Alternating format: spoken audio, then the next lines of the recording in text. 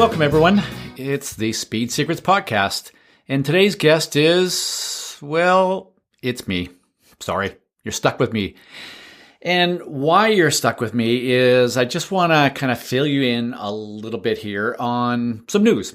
And the news is, I'm going to take a little break from the Speed Secrets Podcast.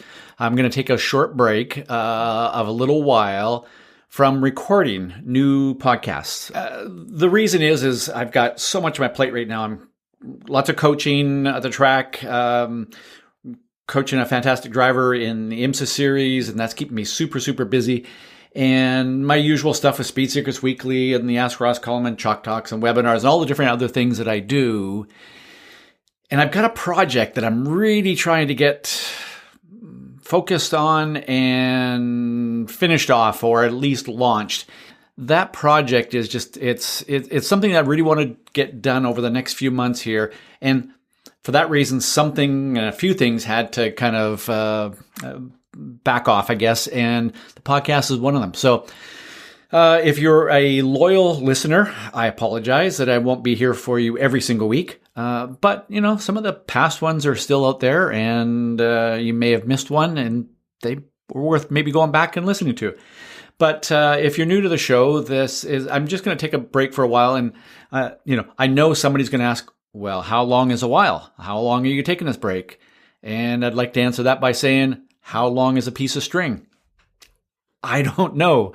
I really don't know how long a break I'm going to take. It's probably going to be at least a couple months, but I took a break a few years ago, and I think it lasted 4 months, 6 months, something like that. And it just gave me a chance to catch up on some other things and get a little refreshed and renewed and ready to go again. That's the plan, is to take a break for some period of time. But it's not going to be completely taking a break. See, I'm still going to record some podcasts when I have an opportunity to record a conversation with somebody that I've really wanted to have a conversation with and record it for the podcast. I'm going to do that. If I'm at an event, I'm going off and I'm going to go and do the one lap of America. Who knows? Maybe I'll record something there, at an IMSA race. Maybe I'll be at Le Mans, maybe I'll be at some other event, and I'll just have the opportunity to record something with somebody as a guest. While I'm taking a break from it being every single week, I don't think it's going to be a completely break. So I'm still planning on doing a few here and there. So that's the plan. In the meantime, I'm not going away. I still love doing what I do so much and sharing with you and everybody through my speedsecrets.com site and the social media stuff and everything. And obviously the main ways that I share, I guess the free tips is through the podcast and through my website where I have that Ask Ross column. Every single week, I answer somebody's question, and it's just a Q&A kind of a thing. So if you've got a question or there's something specific that, is kind of in your mind and you're hoping that someday I'll cover it as part of a podcast, just zap me an email at info@speedsecrets.com.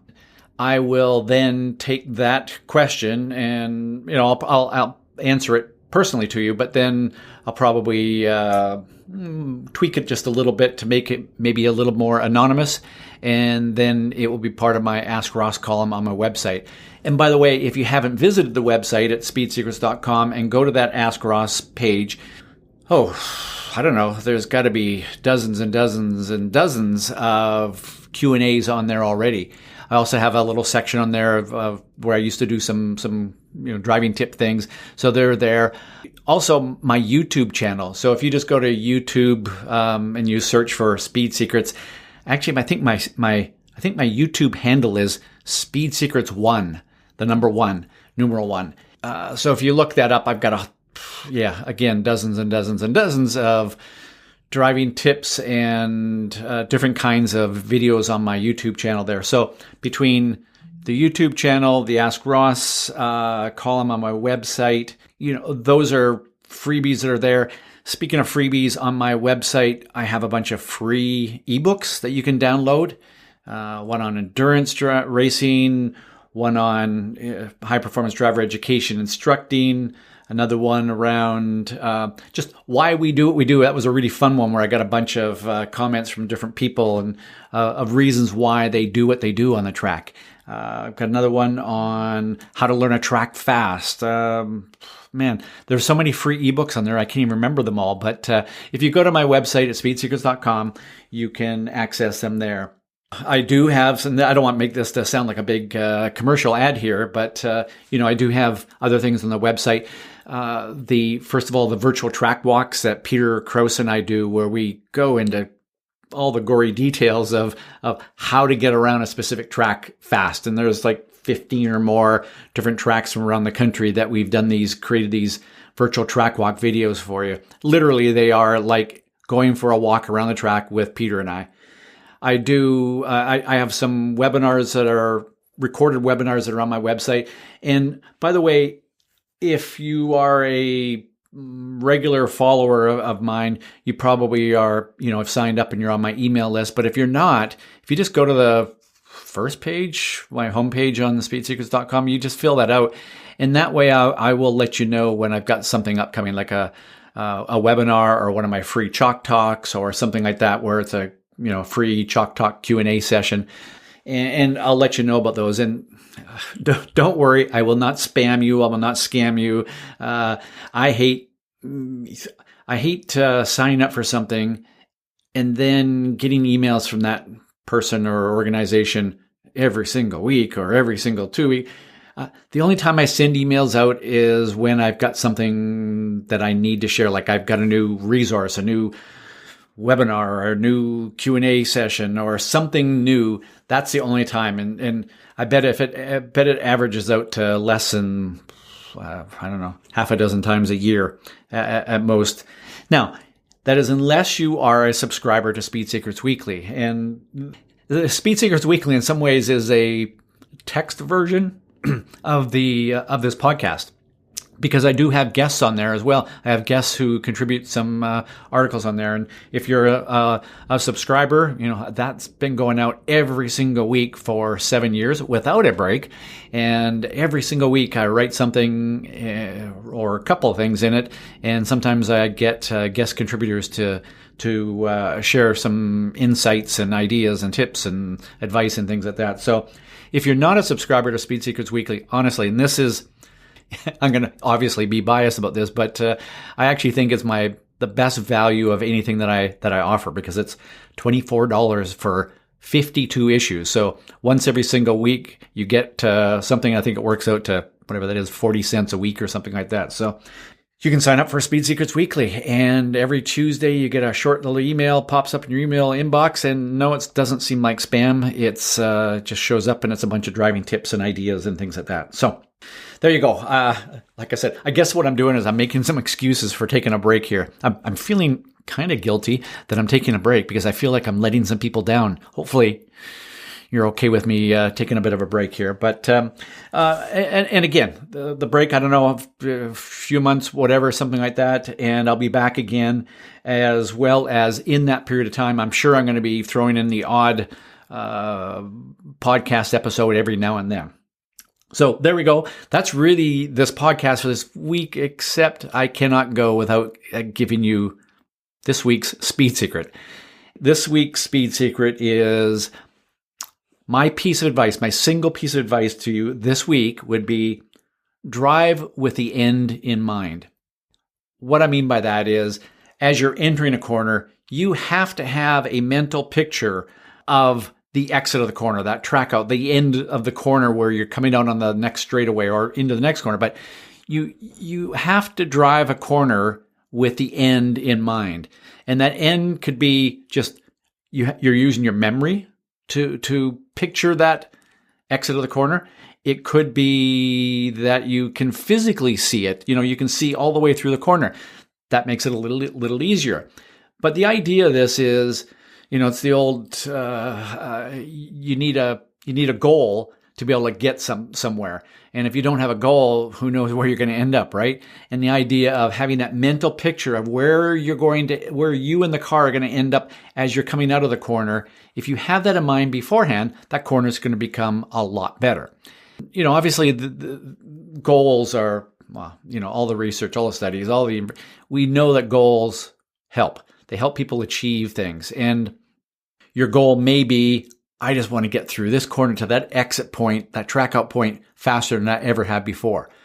The goal may be, I want to win this next race, or I want to turn my fastest lap time, my personal best lap time. It may be, I want to win this season-long championship. Those are what are called result goals. That is the idea. The idea is you're focusing on the result, and that result goal is super helpful, powerful. In fact, in terms of motivation, but it also, there are some people who you basically just throw that end goal, that result goal, and they get focused on that, and they can just make it happen. That's all it takes. For other people, they need a different kind of goal, and that is a process goal. And the idea there is you're focusing on the end, but how are you going to get to the end? And it's the process of, I'm going to get to the exit point of this corner faster than I ever had before. Then you kind of work through the process of that is braking here, easing off the brakes as I turn in, my end of braking point there. I'm looking up and through the corner. I'm clipping past the apex. I'm unwinding my wheel as I squeeze back to power. So it's the process that it takes to get to that end goal. Or I'm going to win this race. Well, what's the process? What are you going to have to do to improve your chances, increase your chances of reaching that end goal? And that's a very powerful thing. Again, for some people, strictly the result goal is enough. For other people, and most people, I would say, they need the process goal to help them get there. In the perfect world, you kind of merge the two. I'm always reminded of the legendary golfer, Jack Nicklaus. Apparently what Nicklaus would do is, if he was about to hit a tee shot, he would look to where he wanted the ball to land. And then he would come back to sort of an intermediate point in the middle of that, and then back to the golf ball sitting on the tee. He would spend enough time looking at the end goal and then coming back to the ball and then picturing what kind of a swing and how hard, like the process that it's going to take him to get to that end goal. But he definitely worked with the end in mind. He looked to where he wanted the ball to land and then kind of did everything in reverse, kind of reverse engineered. What is it going to take to get the ball to land there? And it came back and came to his swing, and then he would go and hit the ball. The best drivers do that same thing. They have that end goal in mind, but then in their mind, they're kind of reverse engineer. What is it going to take to get there? Now, obviously, depending on the level of experience you have in performance and race driving and indoor race driving, it's going to dictate, I guess, just how much deliberate or conscious thought you put into either especially the process goal. A driver like Lewis Hamilton, does he specifically think, well, I'm going to move my brake point in, 3 feet, 1 meter later here? Am I going to brake a little harder here, release the pedal here, turn the wheel here? Is he thinking at that level of process? Obviously, we don't know. I've never looked inside his brain, but I doubt it.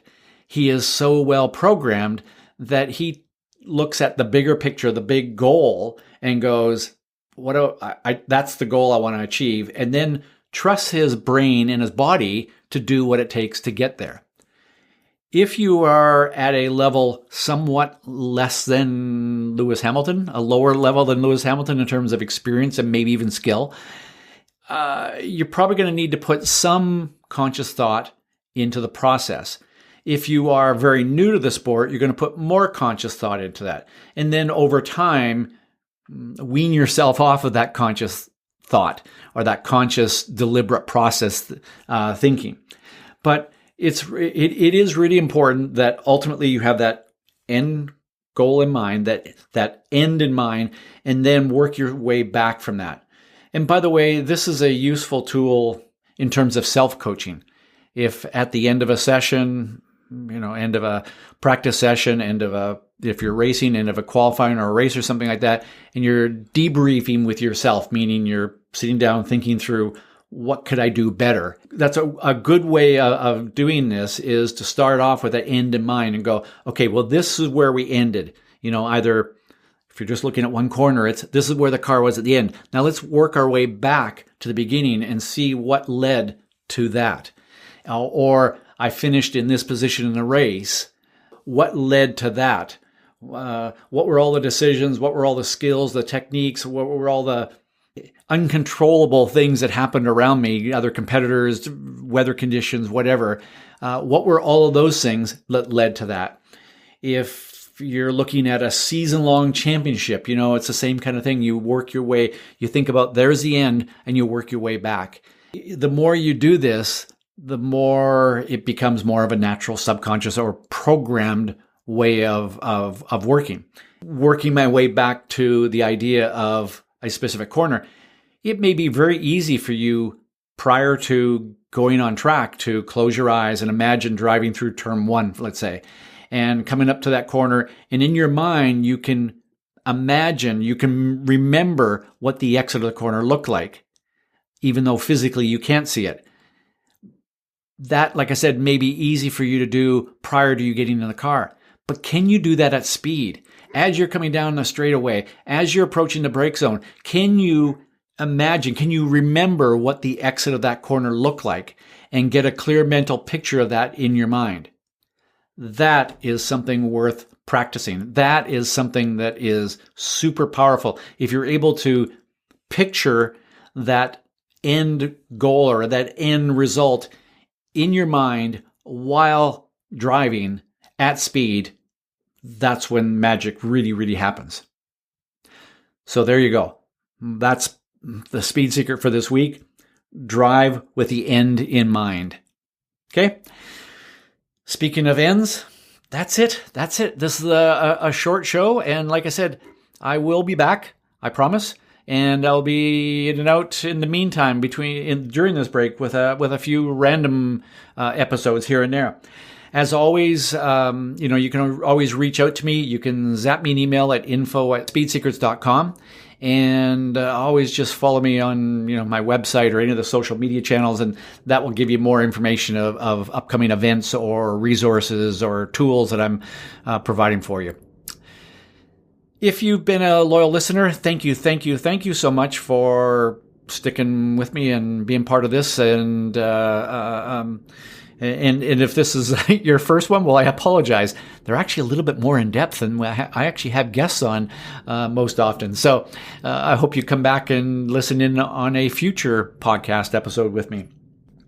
And with that, everybody, keep learning and having fun.